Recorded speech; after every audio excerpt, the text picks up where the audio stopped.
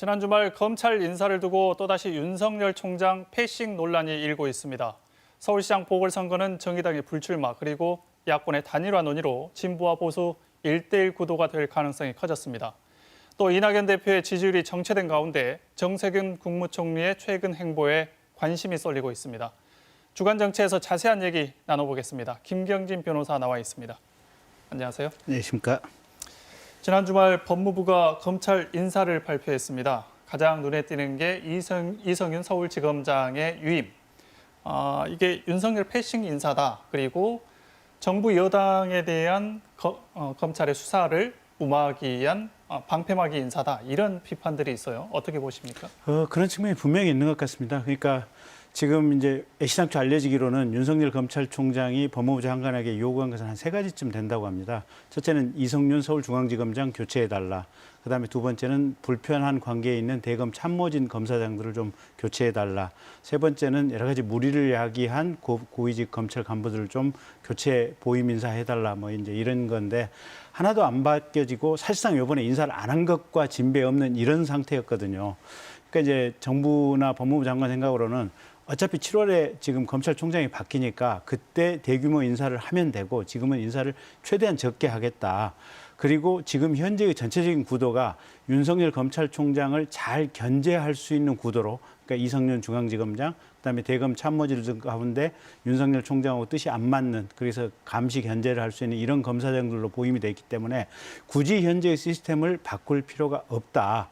이렇게 지금 법무부에서 보고 있는 것 같고, 그래서 아마 그런 시각에서 이번 인사가 최소한의 어떤 자리 메꿈 정도로 이루어졌기 때문에 그런 비판은 일정 정도 설득력이 있는 것 같습니다. 네.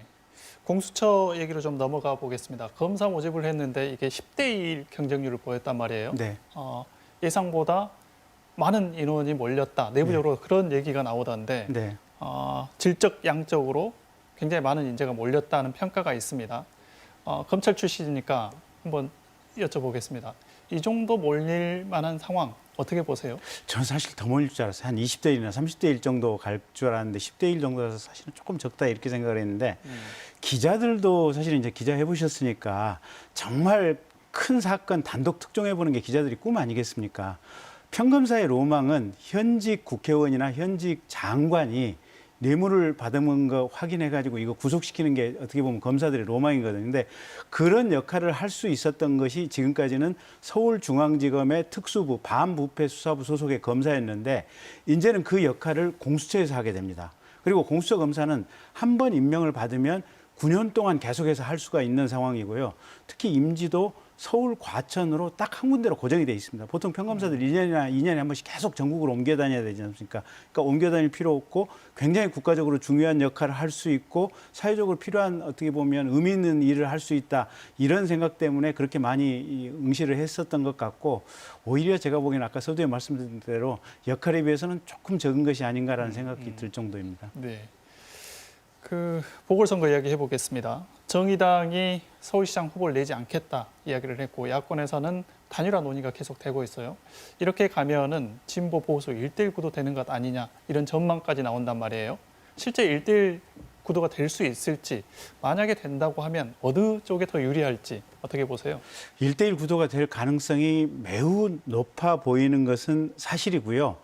그렇다고 한다면 이제 제가 볼 때는 1대1 구도가 됐을 때 특별히 어느 쪽이 유리하다 지금 이렇게 볼 수는 없는 상황인 것 같고 이제 그 상황이 되면 이제 야권 쪽에서는 이 재보궐선거가 생기게 된 원인 그 자치단체장들의 성추문 원인 아마 그 부분을 좀 집중적으로 부각해서 싸우려고 할 것 같고 범여권 쪽에서는 무기가 재보궐선거니까 사실은 투표율이 높지가 않거든요. 근데 조직력에 있어서는 지금 지방의원들이라든지 구청장이라든지 이런 부분들은 지금 범여권이 장악을 하고 있으니까 최대한 조직 동원 선거를 하려고 해서 조직 대 선거 원인을 가지고 하는 바람 싸움 이 두 가지가 아마 전개되지 않을까 싶어 보이긴 합니다.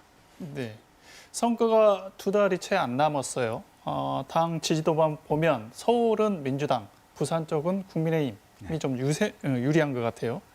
몇 번은 이게 출렁거릴 수 있을 텐데 네. 2달이라는 기간은 실은 길잖아요. 네.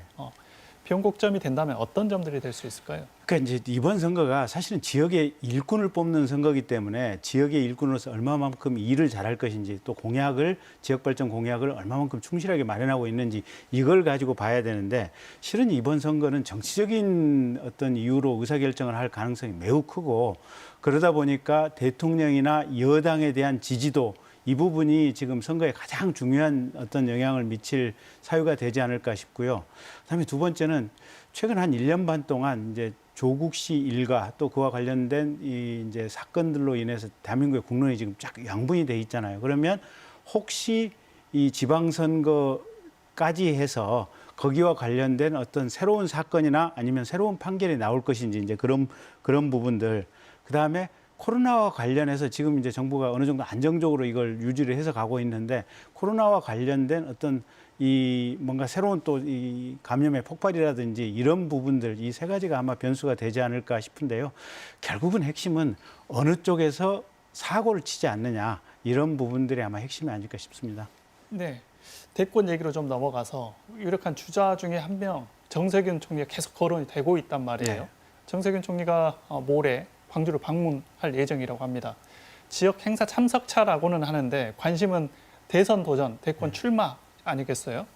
선거 일정이 있어서 출마를 해야 될 시기가 분명히 정해져 있을 것 같은데 언제쯤 출마를 소식을 들을 수 있을까요, 저희가?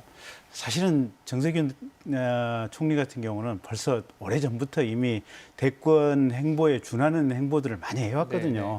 서울에서도 지하철만 타면 정 총리님 목소리 이제 흘러나오고 뭐 이런 상황들인데 어쨌든 이거는 본인이 주도적으로 결정할 수 있는 문제는 아니고 범여권 전체의 어떻게 보면 정치적인 일정과 맞물려서 갈 수밖에 없는 상황인 것 같고 최소한 지금 재보궐선거는 일단 끝나야 된다. 그다음에 두 번째는 후임 총리가 결정이 돼서 대통령이 지명할 만한 사람이 내부적으로 어느 정도 엄선이 된 이후에 가능하다. 이렇게 봤을 때 아무리 빨라도 4월 재보궐선거 이후에 아마 출마 선언이 가능하지 않을까 그렇게 봅니다. 네, 알겠습니다. 오늘 여기까지 듣겠습니다. 고맙습니다.